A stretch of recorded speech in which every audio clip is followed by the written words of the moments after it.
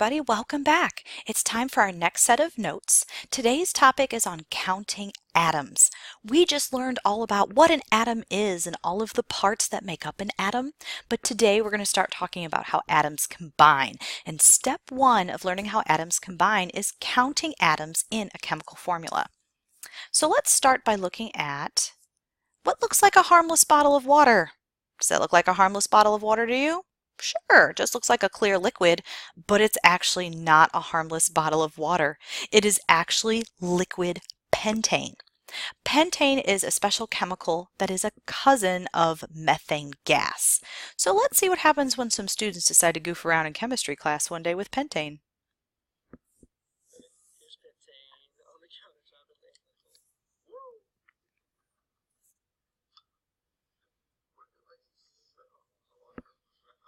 There's not a whole lot of smoke. It's pure alkane, so we're good. Cool. And that's the end of class for them today. Okay, so what exactly is pentane? As I said, it is a chemical that looks like water, but it is not water. So why am I showing you about pentane? Well, because I want to first talk about what pentane's made of. Kind of looks like water. It does have hydrogen in it, but I want to show you pentane's chemical formula, what pentane is made of. Pentane is made of 5 atoms of carbon and 12 atoms of hydrogen. Look at the picture here on the right. You can count 1, 2, 3, 4, 5, 6, 7, 8, 9, 10, 11, 12 atoms of hydrogen connected to 1, 2, 3, 4, 5 atoms of carbon. This is pentane's molecular structure, how the atoms are set up together to create that molecule. Over on the left-hand side, this is called a ball and stick model. This ball and stick model also illustrates how pentane is put together of hydrogens and carbons. The hydrogens are represented by the white pieces and the carbons are represented by the dark pieces. So you can see it written in letter form and then you can see it in what's called ball and stick form. So we're going to talk about counting atoms and writing chemical formulas today. So let's talk a little bit about those little numbers that are found right here next to those letters, those atomic symbols. Again, we already know C means carbon and H means hydrogen. The small numbers found to the right of the element, these small numbers are called subscripts. A subscript tells you how many of each atom there are in the compound molecule. Like I said earlier, there are 5 carbon atoms in one molecule of pentane. 1, 2, 3, 4, and 5. There are 12 atoms of hydrogen in one molecule of pentane. 1, 2, 3, 4, 5, 6, 7, 8, 9, 10, 11, and 12. C5H12. This is one molecule of pentane. The subscript, those little numbers next to it, tell us how many of each atom are found in that compound molecule. So let's practice. In pentane, how many carbon atoms are there again? 5. That's right, we counted 1, 2, 3, 4, 5. Hydrogen atoms? 12.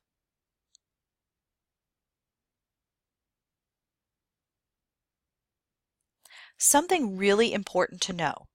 If there is no number, then it is understood to be a subscript of 1. So we don't say C1 or H1, so we just leave the letter as it is. But you cannot change the subscripts. If you change the subscripts, it will change the compound. For example, H2O is water. Water is H2O. 2 atoms of hydrogen, 1 atom of oxygen. Water, good for you, drinkable. H2O2 is hydrogen peroxide. Hydrogen peroxide is an antiseptic that we put on cuts and scrapes. You cannot drink hydrogen peroxide. That 1 extra atom of oxygen completely changes the chemical compound and will make you very sick if you drink it, like in our little stick figure cartoon over here.